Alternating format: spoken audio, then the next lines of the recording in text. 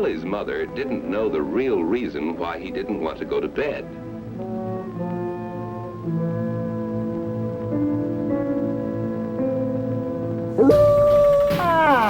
Hey, I'm no numbskull, so call me at 1-900-909-2233, and you'll hear the funniest monster jokes like, what's a vampire's favorite sport?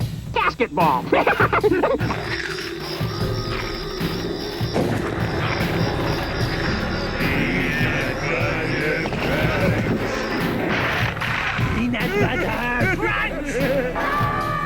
The mind explodes. Will it be life or living death? Halloween, the spooky season, is the perfect time to reflect on all the things in life that scare us. But as somebody who loves horror, I feel like it's not just the scares that connect us to the season. When we look at horror, oftentimes we're finding ourselves unraveling mysteries, things that are impossible in the natural world. For me, it's always created this sense of wonderment, always wanting to follow that mystery that can't be answered. So it was never really things like monsters or ghosts or anything like that that scared me. I always found those things to be easy to quantify as unreal. Well, except for one. Growing up in New Jersey, there was always something about the Jersey Devil that fascinated me. Regardless of whether I thought the Jersey Devil was real or anything like that, the folklore enchanted me. A demonic horse-like demon devil thing stalking the Pine Barrens. Something about that just sounded really cool to me. And it was this magazine, Weird NJ, that helped stoke my love of horror and made me more curious to solve the mysteries that surround us. And again, not that I thought, there's ghosts or anything, but stories like the Tunnel to Hell, towers that were cursed and things like that. Being part of the state's folklore, there's just something about it that feels like it's part of the state's DNA, right? These are tales we kind of all know about in one way or another. And when it's from your home state, I don't know, it just kind of tickles this little part of you that makes you very happy. Like, I kind of want to rep the Jersey Devil. He's kind of cool. Look at this weirdo. So I want to share with you the story of the Jersey Devil, the origin, and the mythical tale, because it's something that just fascinated me so much as a kid, and kind of still does to this day.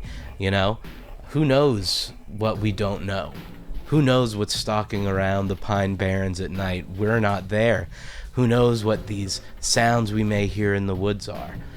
Yeah, it's probably just like a fox or like some animal making a weird sound. But what if it was New Jersey's own devil stalking our backyard? It'd be kind of cool. So let's talk about the tale of the Jersey Devil. There was once a resident of the Pine Barrens, Deborah Leeds, who is known as Mother Leeds. Mother Leeds had 12 children, and when she found out she was pregnant for a 13th time, she cursed the child, saying that it would be the devil. In 1735, Mother Leeds was giving birth on a dark and stormy night with friends and family around her. The 13th child was born normally. However, it transformed into a creature with hooves, a goat's head, bat wings, and a forked tail. Growling and screaming, the child beat everyone with its tail before flying up the chimney and heading into the pines. In some versions of this tale, Mother Leeds was a witch, and the father was the devil himself. Now, there have been many claims of Jersey Devil sightings all throughout New Jersey's history.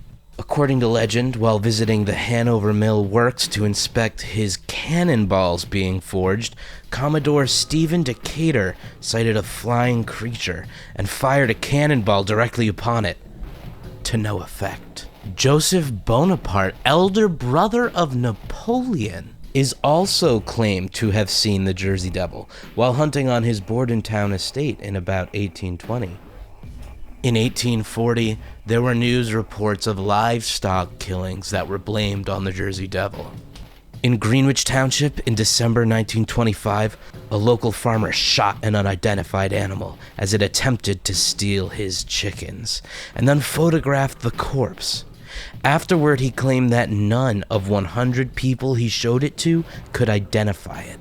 And even up until 1960, merchants around Camden offered a $10,000 reward for the capture of the Jersey Devil, even offering to build a private zoo to house the creature if it was captured. Stories of the Jersey Devil well predate printed newspapers, and many still believe in its existence. And perhaps most importantly, New Jersey's only professional and most significant sports team, the New Jersey Devils, Skadevils. The significance of the Jersey Devil is palpable, and as a New Jerseyan, I rep the Devil with pride. We love this guy. The Jersey Devil is cool.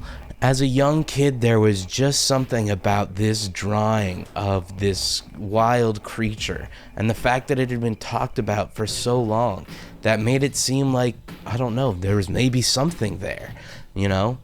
Captured my imagination as I would lay in my room in dark nights and ruminate on all these things I read about in Weird New Jersey or any of these publications that would just stoke my interest and curiosity in the weirder side of life. The common description is that of a bipedal kangaroo or wyvern-like creature with a horse or goat-like head, leathery bat wings, horns, small itty-bitty teeny-tiny cute little arms, legs with cloven hooves, and a forked or pointed tail. It is also said that it has a strange elongated body and a thick tail. It has been reported to move quickly and is often described as emanating a high-pitched, blood-curdling scream. Now, the Leeds family was a real family. There's historical evidence of them. I mean, there's not historical evidence of the 13th baby coming out and being like a demon baby, but I'm pretty sure there's historical evidence of like 12 regular kids who did not turn into cloven flying beast creatures.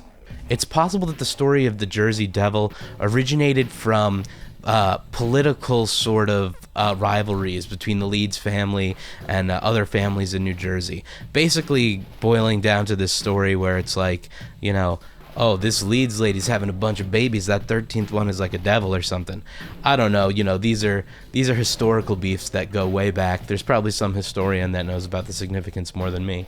But to me, the significance was just that we have this rad, like, goat, horsey, devil type thingamajig running around the Pine Barrens doing blood-curdling screams. That's kind of neat. As a kid, that gets your imagination going. I guess if you were really leaning into things and thought that was real, maybe it would be scary, but I always felt like things like this leaned into the pulpy side of horror and horror fantasy and stuff like that, that I just really like. I love the pulpy side of Halloween and horror things, like you could see in the beginning of this video. I loved like 90s and early 2000s TV, what they would do on Halloween, just super campy and pulpy and wonderful. So I have like nostalgia for this, things that are spooky but kind of like in a fun way. Like, look at the Jersey Devil's look at his little arms, his little T-Rex arms. That's cute. Like, I wanna hold one of those little hands, like really with like just a pincher. So this was the tale of the Jersey Devil. If you were a New Jerseyan or have any tales like the Jersey Devil fascinated you or anything like that, let me know in the comments below. I want to talk to other people who like think the Jersey Devil is just like a really cool thing.